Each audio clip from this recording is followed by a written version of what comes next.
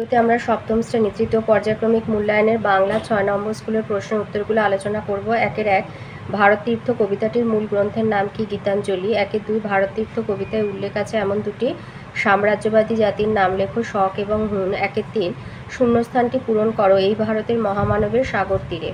৪ দিন ফুরালে কবিতায় ছোট ছেলে মেয়েদের মা বাড়ি ফিরলে কি বলবেন? ঠ্যাং দুটো কি কুচ্ছি।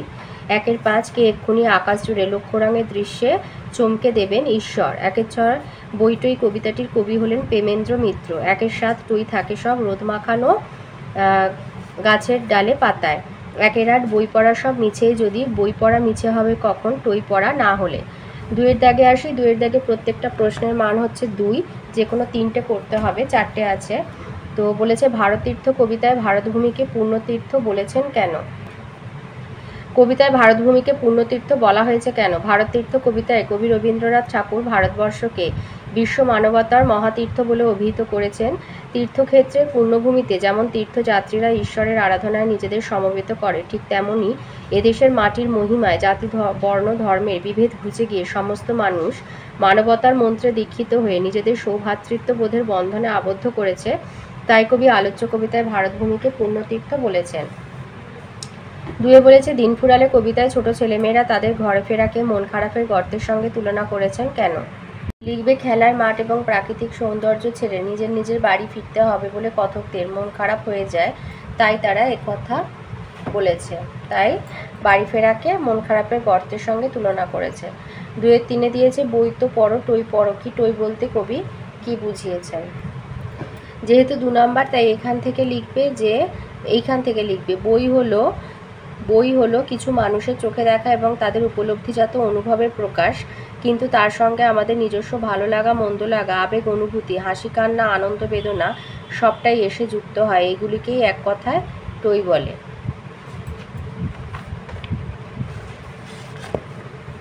২-4 আছে টিকা লেখো নরদেবতা। এইটা লিখবে যে এইখানে অর্থাৎ মহামানবের সাগরের তীরে ভারতবর্ষে দাঁড়িয়ে রবীন্দ্রনাথ দুহাত প্রসারিত করে ভারতবর্ষের নররূপ দেবতা অর্থাৎ মানুষদের প্রতি নিজের বিনম্র নমস্কার জানিয়েছেন। তাহলে নরদেবতা হচ্ছে নররূপ দেবতা, মানে অর্থাৎ মানুষ, ভারতবর্ষের মানুষকে বোঝানো হয়েছে। 3-এর দাগে আসি। 3-এর দাগেরগুলো হচ্ছে কম বেশি 150টা শব্দে 5 নাম্বার। 3-এর 1-এ দিয়েছে আমার শনিতে রয়েছে ধ্বনিতে তার বিচিত্র সুর। উদ্ধৃতাংশে কোন সুরের কথা বলা হয়েছে তাকে বিচিত্র বলার কারণ কি? কেনই বা সেই সুর কবির রক্তে ধ্বনিত হয়? এই উত্তরটা লিখবে। উদ্ধৃত অংশটি বিশ্বকবি রবীন্দ্রনাথ ঠাকুরের লেখা গীতাঞ্জলি কাব্যগ্রন্থের অন্তর্গত ভারতীর্থ কবিতা থেকে সংগৃহীত। এখানে কবি ভারতবর্ষের মূল সংস্কৃতি যেসব সংস্কৃতির মিলনে গড়ে উঠেছে সেই বিচিত্র সুরের কথা বলেছেন।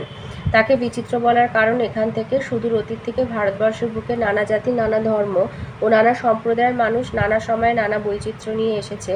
এদেশে এসে এদেশের ঐক্যের মন্ত্রে দীক্ষিত হয়ে ভারত সত্তায় তারা একত্রে মিলিত হয়ে আত্মার আত্মীয় হয়ে গেছে, তাই বিচিত্র বলা হয়েছে। আর কেনই বা সেই সুর কবির রক্তে ধ্বনিত হয়? গিরি পর্বত মরুপথ পেরিয়ে যুদ্ধের উন্মত্ততা নিয়ে রণতামামা বাজিয়ে বহু বিদেশি জাতি এদেশে আক্রমণ করেছিল সাম্রাজ্য প্রতিষ্ঠা ও লোভের বশবর্তী হয়ে, কিন্তু এদেশের মূল মন্ত্র দীক্ষিত হয়ে তারা একদিন এদেশের মাটি আর মানুষকে ভালোবেসে এদেশেরই একজন হয়ে গিয়েছে। তাই কবি তাদের মধ্যে তার আত্মার আত্মীয়কে খুঁজে পান, আর সেই কারণেই বৈচিত্র্যের মধ্যে ঐক্যের সুর কবির রক্তে ধ্বনিত হয়। 3-এর 2 নম্বর প্রশ্ন বলেছে বইটই কবিতার সারমর্ম নিজের ভাষায় লেখো। লিখবে কখনো কখনো কথা বলার সময় আমরা একটি শব্দের সঙ্গে ওই শব্দটির অনুকরণে একটি অর্থহীন শব্দ উচ্চারণ করি। এই ধরনের শব্দগুলোকে অনুকার শব্দ বলা হয়ে থাকে। ওই অর্থহীন অনুকারজাত শব্দ নিয়ে কবি প্রেমেন্দ্র মিত্র শিশুদের জন্য সুন্দর কবিতা লিখেছেন বইটই। কবির বক্তব্য, বই তো আমরা সকলেই পড়ি, কিন্তু টই পড়ি কি? কবি এই টইকে নিয়েই ছড়াটি লিখেছেন। টইয়ের অর্থ আক্ষরিকভাবে না থাকলেও এখানে অনাবিল আনন্দ বা আনন্দের অনুভূতি বোঝাতে এটি ব্যবহৃত হয়েছে। কবি বলেছেন যখন কোনো বই পড়ে আমাদের মনে নির্মল আনন্দ হয় তখন টই ওই বইটার ভেতরেই লুকিয়ে থাকে। তাছাড়া টইয়ের দেখা পাওয়া যায় কোনো এক সকালবেলা বই থেকে মুখ তোলার পর বাইরের প্রকৃতির দিকে তাকিয়ে আমাদের মনটা চঞ্চল হয়ে ওঠে। রোদ্দুরে আলোকিত গাছের পাতায় ও ডালে টই থাকে বলে কবির বিশ্বাস। এছাড়াও আরও অনেক জায়গাতেই টইয়ের দেখা পাওয়া যায়। কবি বলেছেন আকাশ ছোঁয়া অর্থাৎ দিগন্ত বিস্তৃত খোলা মাঠের উদার পরিবেশ আমাদের মনকে আনন্দ দেয়। এখানেই শেষ নয়, অন্ধকার মেঘের মাঝখানে যে বিদ্যুৎ চমক দেয়, কবির মতে টই ওই বিদ্যুৎ হয়েও চমকায়। বড় পুকুরের জলে বৃষ্টির ফোঁটা যখন টুপটাপ করে পড়ে খই ফোঁটার মতো শব্দ করে, কবি বলেছেন খই নয় টই তখন ওইভাবে ফোটে। কবি আরও বলেছেন ছোট ছোট পাখির রং বেরঙের ডানায় টইয়ের দেখা পাওয়া যায়। এছাড়াও টই আরও একটা গুরুত্বপূর্ণ কাজ করে, বাচ্চা ছেলেমেয়েদের মুখে আনন্দদায়ক অনুভূতির প্রকাশ হিসাবে মিষ্টি হাসি মাখিয়ে দেয়। সব মিলিয়ে আনন্দের নানা প্রকাশ টইয়ের মধ্যে দিয়ে বা টইকে কেন্দ্র করে ঘটে বলে কল্পনা করেছেন কবি। তাই কবিতাটি হয়ে উঠেছে আনন্দের কবিতা। 4-এর দাগে আসি। 4-এর এগুলো 1 নম্বরের উত্তর। 4-এর 1-এ বলেছে স্বাধীনতা সংগ্রামে দুজন নারীর নাম লেখো। সংগ্রামে মাতঙ্গিনী হাজরা, প্রীতিলতা ওয়াদ্দেদার। 4-এর 2 ভানুসিংহের পত্রাবলী রচনায় ভানুসিংহকে রবীন্দ্রনাথ ঠাকুর। 4-এর 3 রাস্তায় ক্রিকেট খেলা রচনাটির তর্জমা করেছেন কে? লিখবে তর্জমা করেছেন তীর্থঙ্কর চট্টোপাধ্যায়। 4-এর 4 গাধার কান গল্পে কাপ ফাইনাল কাদের মধ্যে ছিল? শরদিন্দু বন্দ্যোপাধ্যায়ের গাধার কানে কাপ ফাইনাল ছিল টাউন স্কুল আর মিশন স্কুলের মধ্যে। 4-এর 5 পটলবাবু ফিল্ম স্টার কার লেখা? সত্যজিৎ রায়। 4-এর 6 চিন্তাশীল নাটকে কয়টি দৃশ্য আছে? 2টি।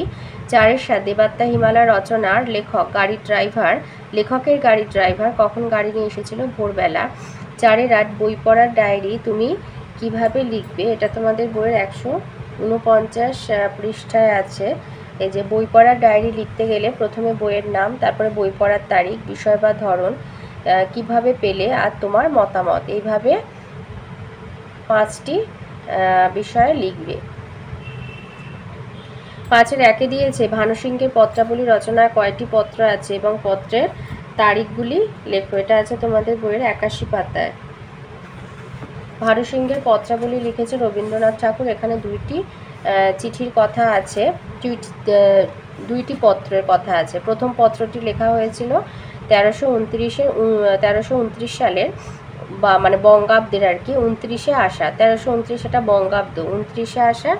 আর দ্বিতীয় পত্রটি লেখা হয়েছিল 1329 বঙ্গাব্দে 2রা শ্রাবণ। 5-এর 2-এ বলেছে নেবু পাতায় করম চা, হে বৃষ্টি স্পেনে যা।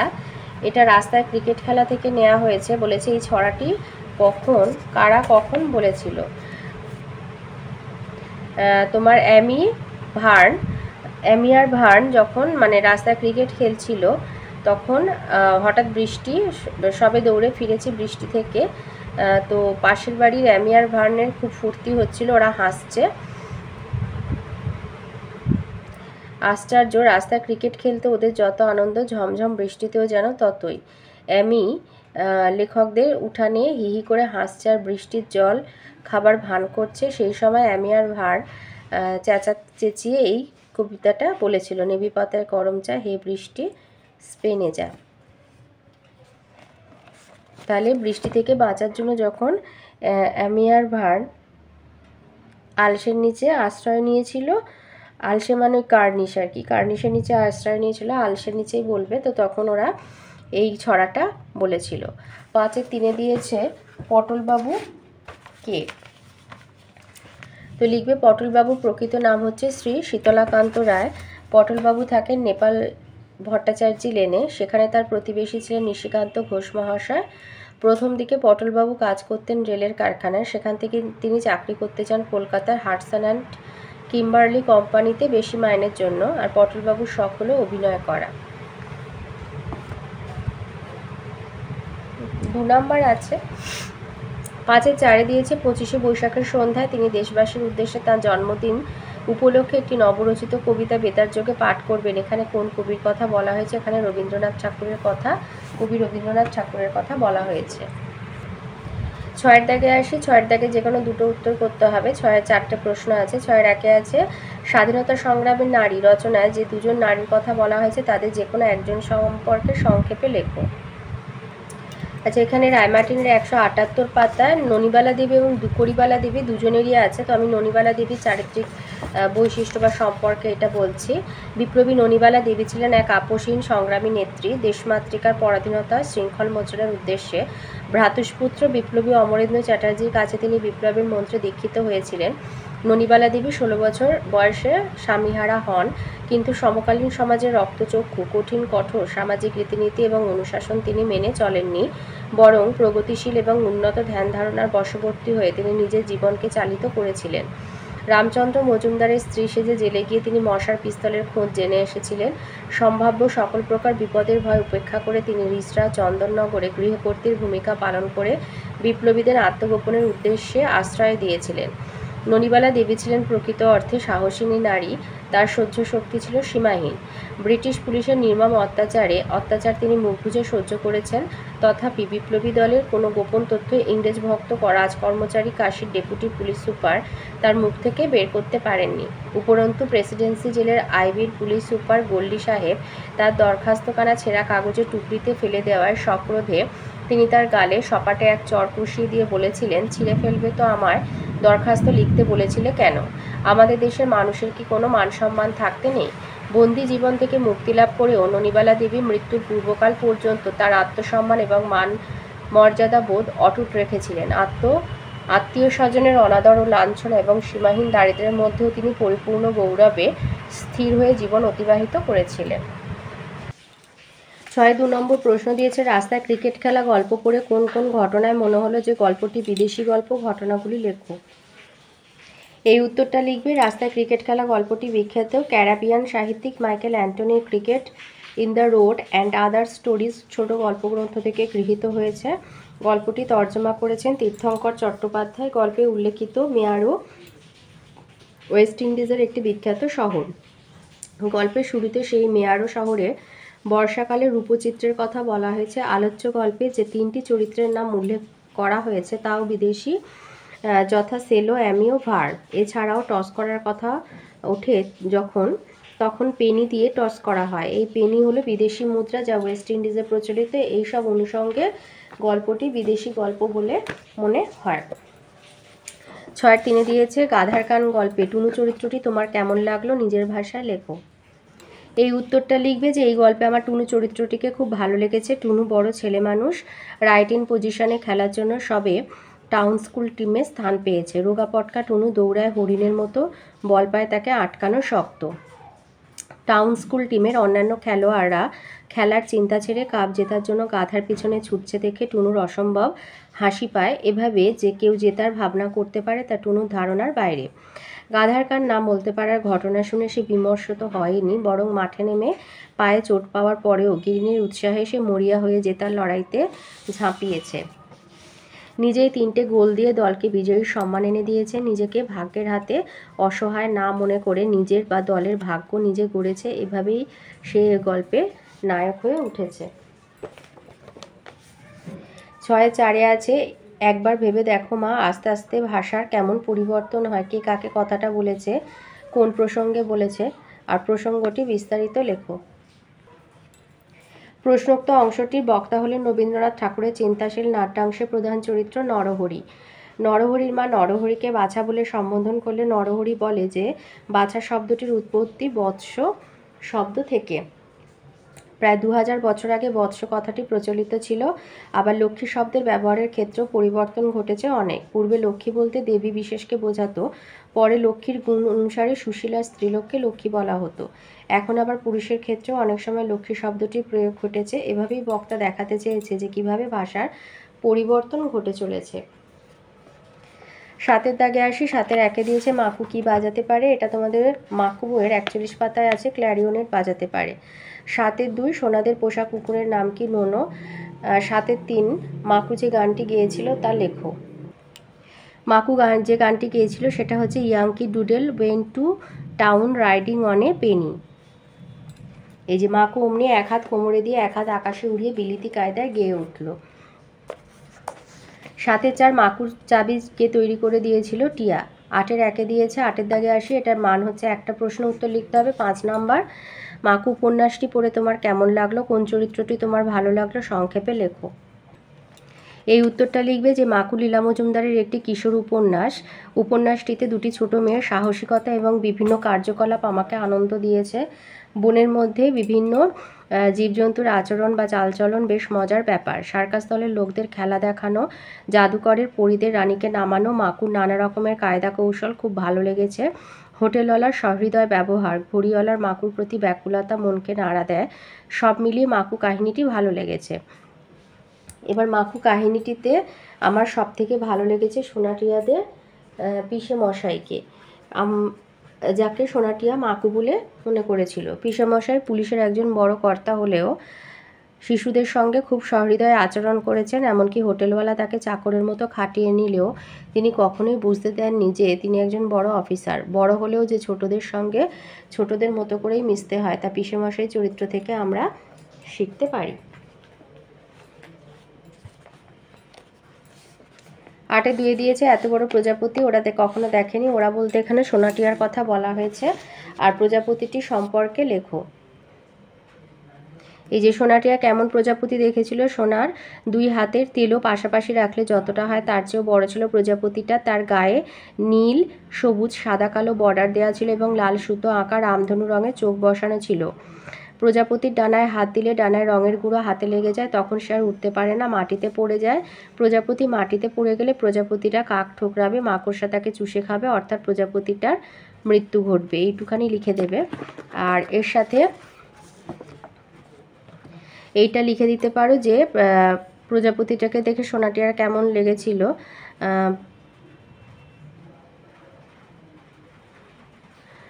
প্রজাপতিটাকে দেখে তারা পথ ছেড়ে প্রজাপতির পিছনেই ছুটতে শুরু করেছিল। প্রজাপতি গাছের গোড়ায় ভুঁই চাপা ফুলের মধু খায়। সোনাটিয়া হাঁ করে চেয়ে দেখে। প্রজাপতি বাতাবি লেবুর ফুলে বসে, ওরা ডাল ধরে নাড়া দিলেই উড়ে পালায়। এইভাবে প্রজাপতির পেছনে ছুটে ছুটে তাদের পা ব্যথা হয়ে যায়। 9-এর আসি। 9-এর 1-এ বলেছে মৌলিক শব্দ কাকে বলে, উদাহরণ সহ লেখো। লিখবে যে শব্দকে আর বিশ্লেষণ করা যায় না তাকে বলে মৌলিক শব্দ, যেমন মা, বাবা, হাত, ভাত ইত্যাদি। 9-এর 2 আছে মনুযুক্ত স্ন হবে মানব। 9-এর 3-এ বলেছে আমি প্রত্যয় যোগে একটি শব্দ গঠন করো। এই যে পাকাযুক্ত আমি পাকামি, বা ন্যাকাযুক্ত আমি ন্যাকামি, নষ্টযুক্ত আমি নষ্টামি। 9-এর 4-এ বলেছে একটি বিদেশি প্রত্যয় যোগে শব্দ লেখো। এই যে বিদেশি প্রত্যয়, এই যেমন মামলা যুক্তবাজ মামলাবাজ, ফাঁকি যুক্তবাজ ফাঁকিবাজ, বা বাজি যুক্তগড় বাজিগর। এখান থেকে যে কোনো একটা লিখে দেবে। 10-এর দাগে আছে রেখাঙ্কিত পদগুলির কারকার বিভক্তি চিহ্নিত করো। 10-এর 1-এ বলেছে আমি প্রতিদিন স্কুলে যাব। তো স্কুল যেহেতু একটা স্থান তাই অধিকরণ কারক আর এ বিভক্তি। 10-এর 2 বলেছে বন্ধুদের সঙ্গে টিফিনে খেলবো। কে খেলবে না আমি, আমিটা কর্তা সেটা উজ্জ্ব আছে। কাদের সঙ্গে খেলবো, বন্ধুদের, তাই কর্মকারক বন্ধু হবে, বন্ধুদের হবে কর্মকারকের দের বিভক্তি। 10-এর 3 আমরা বড়দের সম্মান করে চলবো, মানে বড়দের নিমিত্ত সম্মান জন্য, তো সেই জন্য নিমিত্ত কারকের শূন্য বিভক্তি। 10-এর 4 আমরা ভালো মানুষ হব, আমরা কি হব, তো ভালো মানুষ, তাই কর্মকারকের শূন্য বিভক্তি। 10-এর 5-এ বলেছে বড় হয়ে দুস্থ মানুষের সাহায্য করব, মানে আমরাটা উজ্জ্ব আছে কর্তা, আর বড় হয়ে মানে তোমার জীবনের একটা সময় বোঝাচ্ছে, সেই জন্য অধিকরণ কারকে শূন্য বিভক্তি হবে। 11-তে দিয়েছে বাগধারাগুলি দ্বারা অর্থসহ বাক্য গঠন করো। তো 11-এর 1-এ আছে ঘর আলো করা। ঘর আলো করা মানে ঘরের বা পরিবারের শোভা বা গৌরব বৃদ্ধি করা। আন্তরিকতা ও অধ্যাবসায়ের দ্বারা হতদরিদ্র পরিবারের মেয়েটি শিক্ষিকা হয়ে ঘর আলো করেছে। 10-এর 2-এ আছে বাঘা বাঘা। এই যে বাঘা বাঘা মানে বিরাট বা বড় বড় বিদ্যালয়ের ছাত্রটির ফুটবল খেলা দেখে বাঘা বাঘা খেলোয়াড়েরা প্রশংসা করেছেন। তারপরে 11-এর 3-এ আছে শাক দিয়ে মাছ ঢাকা। এই যে কুকর্ম গোপন করার বৃথা চেষ্টা, ছেলেটার হাত দিয়ে বলটা গোলে ঠেলার ঘটনা সবাই দেখে ফেলায়, তার শাক দিয়ে মাছ ঢাকার চেষ্টা ব্যর্থ হলো। 11-এর 4-এ আছে 9-6 করা। 9-6 করা মানে তছনছ করা, পণ্ড করা বা অপব্যয় করা। বাবা মা সরকারি চাকরি করেন এবং তাদের একমাত্র ছেলে পড়াশোনা না করে কেবল তাদের টাকা পয়সা 9-6 করছে। 11-এর 5-এ আছে ঘোল খাওয়া। এই যে ঘোল খাওয়া মানে নাকাল বা জব্দ হওয়া। দাবা খেলায় ছাত্রটি অনেক প্রবীণ খেলোয়াড়কে ঘোল খাইয়ে ছেড়েছে। 12-এর দাগে দুটো চিঠি আছে, বলেছে মোবাইল আবিষ্কার হওয়ায় এখন চিঠি আদান প্রদান হয় না। এই সুন্দর শিল্পকর্ম হারিয়ে যাওয়ার কষ্টের কথা জানিয়ে বন্ধুকে একটি চিঠি লেখো। তো এটা লিখবে যে প্রিয় বলে তোমার বন্ধুর নাম দেবে। আমি এখানে এমনি XYZ দিয়ে লিখেছি। তুই কেমন আছিস? অনেকদিন তোর কোনো যোগাযোগ নেই, তাই আজ তোকে চিঠি লিখতে বসলাম। আসলে আমরা বর্তমানে বিজ্ঞানের যুগে আছি, হয়তো তোকে মোবাইল ফোনে ফোন করে জিজ্ঞাসা করতে পারতাম যে তুই কেমন আছিস, ও সেই সঙ্গে অনেক কিছু বিষয় আলোচনাও করতে পারতাম, কিন্তু আমার মনে হলো যে চিঠি লেখা বিষয়টা একটা সুন্দর শিল্পকর্ম যা আস্তে আস্তে বিলুপ্ত হয়ে যাচ্ছে, তাই এই চিঠিটা লিখলাম। কাউকে চিঠির মাধ্যমে নিজের মনের কথা লিখে জানানোর মধ্যে দিয়ে বোঝানো যায় যে শত ব্যস্ততার মধ্যেও একজন মানুষ তার প্রিয় মানুষটির জন্য একটু সময় বার করেছে। তাই হাতে লেখা চিঠিগুলিও বিশেষ এবং অনন্য। চিঠিতে মনের কথা অক্ষর বা কবিতা দিয়ে সুন্দর করে লেখা যায়, যা মোবাইলের ইমেল, টেক্সট বা মেসেজ ইত্যাদি আধুনিক পদ্ধতি দিয়ে করা যায় না। আজ এখানেই শেষ করলাম, দেখা হলে কথা হবে। ইতি বলে তোমার নাম বলে দিয়ে দেবে। আর এমনি এখানে জানো, এখানে বন্ধুর একটা ঠিকানা দেবে, আর এখানে থাকবে তোমার ঠিকানাটা। 12/2 আছে দুর্গাপূজা ছুটির আনন্দের কথা, প্রিয় বন্ধুকে জানিয়ে একটা চিঠি লিখতে বলেছে। তো ওরকম শুরুটা এভাবেই করবে যে প্রিয় বলে তুই কেমন আছিস, অনেকদিন তোর কোনো যোগাযোগ নেই, আজ তোকে চিঠি লিখতে বসলাম, বা কাকু কাকিমা আশা করি ভালো আছে। তো সামনে দুর্গাপূজা, সেই ছুটি দুর্গাপূজায় অনেক দিন, প্রায় 1 মাসের মতো ছুটি থাকবে। তো সেই ছুটিতে তুই আমাদের এখানে আসলে আমরা দুজনে মিলে দুর্গাপূজার 5 দিন নানা জায়গায় ঘুরে ঠাকুর দেখব, গল্প করব এবং মজা করব। এই যে গ্রামের বাড়িতে আসার আমন্ত্রণ জানিয়ে এই যে প্রতি বছর দুর্গাপুজো হয়। এই পুজোর আয়োজন ইতিমধ্যে শুরু হয়ে গেছে। রথের দিন খুঁটি পূজা হয়েছিল। এখন বাড়ির চাতালে গোবিন্দ কাকু প্রতিমা তৈরি করছেন। সেই নিয়ে আমাদের ভাই বোনেদের মধ্যে উত্তেজনা শেষ নেই। আমি চাই এই বছর আমাদের এই পূজায় তুইও আয়। কলকাতার পুজো নিঃসন্দেহে জাঁকজমকপূর্ণ, কিন্তু গ্রামের পুজো, বিশেষ করে বাড়ির পুজোর মাহাত্ম্য একেবারে ভিন্ন স্বাদের। আর আমাদের এই গ্রামটাও খুব সুন্দর, তুই এলে তোকে অনেক সুন্দর সুন্দর জায়গা দেখাবো, গ্রামের পরিবেশ, মানুষজন, পুজোর আচার অনুষ্ঠান। আশা করি তোর মন্দ লাগবে না। পুজোর কয়টা দিন আমরা একসঙ্গে অনেক আনন্দ করব। তোর জন্য অপেক্ষায় থাকবো, অবশ্যই চলে আসিস। আজ এখানেই শেষ করছি। বড়দের আমার প্রণাম, আর ছোটদের আমার ভালোবাসা জানাস। ভালো থাকিস। ইতি তোর বন্ধু সুনিপা বলে এখানে তোমার নাম দিয়ে দেবে।